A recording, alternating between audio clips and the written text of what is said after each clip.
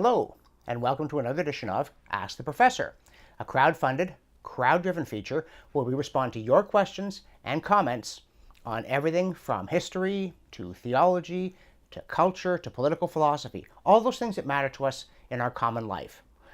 And today's is a comment, comes from Matthew, picking up on something that I'd said in a earlier Ask the Professor about the University of Alberta deciding to give David Suzuki an honorary degree at this particularly fraught time.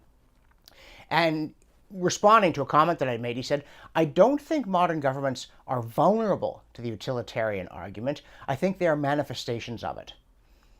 And my short answer is, I believe that you're right. My longer answer is I'm not sure that this is a distinction that makes a whole lot of difference.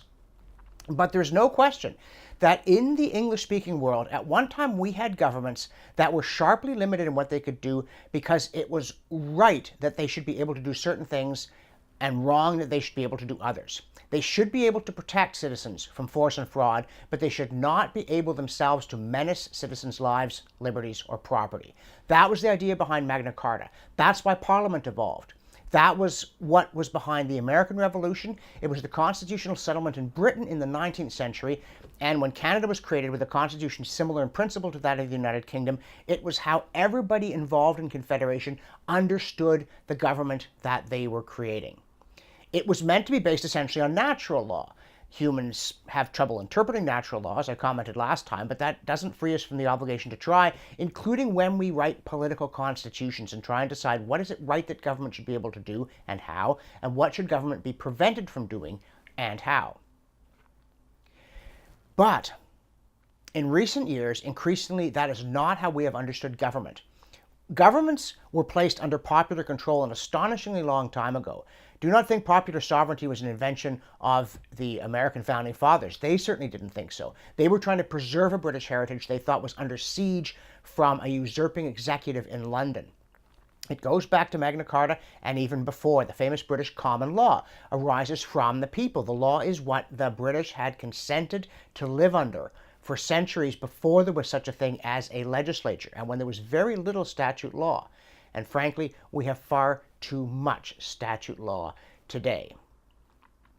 But over time, people started to believe that popular control of government was not a mechanism for keeping it small, but a way of legitimizing everything that it did. I mentioned the 19th century settlement. Following the American Revolution, there was widespread recognition in Britain that Washington and Jefferson and Adams and that crowd had a legitimate point, that the executive was becoming too strong. In fact, a resolution was passed by the British House of Commons during the American Revolutionary War, saying that the power of the crown had increased, was increasing, and ought to be diminished. An astonishing admission by the one branch of the British government that was chosen directly by the people that the American revolutionaries had it right. Small surprise the British didn't win the war, whether it was technically winnable or not. They ended up, in large measure, convinced that they were in the wrong, so they threw in the towel as a matter of principle. And what a good thing for them to do. But in the 19th century, and it seems like the most innocent thing in the world, how could you criticize it? In the early to, first third of the 19th century, there was a lot of pressure in Britain to expand the franchise, to give the vote to more people. And how could you say no? The old British system was extremely lopsided. It gave far too much power to the country nobility and far too little to working people, particularly in the newer cities that had grown up outside of the old medieval guild towns. And so you got these Reform Acts. But by giving more and more people the vote, you increasingly succumbed to the idea that the purpose of government was utilitarian, to secure the greatest good for the greatest number, as it was understood at that moment by the greatest number. And there was an eerily perceptive comment by a man named Samuel Warren. He was a novelist as well as a political commentator. And when the first Reform Bill passed, he called it a bill to give everybody everything. It incarnated the idea that rather than the purpose of the vote being to send legislators to London, or later to Washington, to the state capital, to the provincial capital, and to Ottawa, who would restrain the executive branch in its presumptions and keep the state small, the purpose of the vote was to unlock the public treasury, to send someone to the capital who would come back with stuff for you.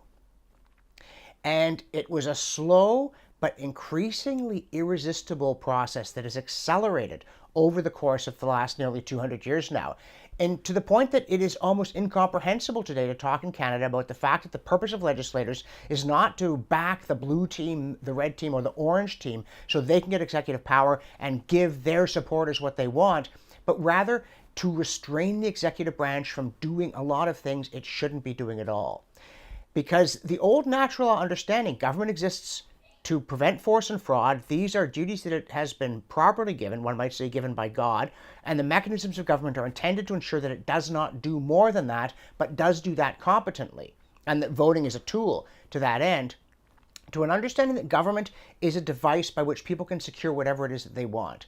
The greatest good for the greatest number, and in terms of mechanism, that what constitutes the greatest good is not some understanding passed down through the centuries that would be recognizable to Edward Coke or to Stephen Langton, the prime mover behind Magna Carta, the Archbishop of Canterbury, or indeed to Alfred the Great, but whatever people currently feel like they want. They've got an itch, government is a back scratcher.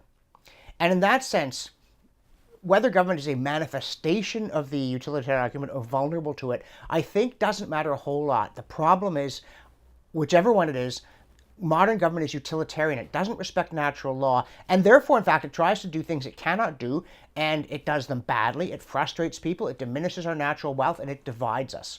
Natural law was right. That's the whole point about natural law. It's right.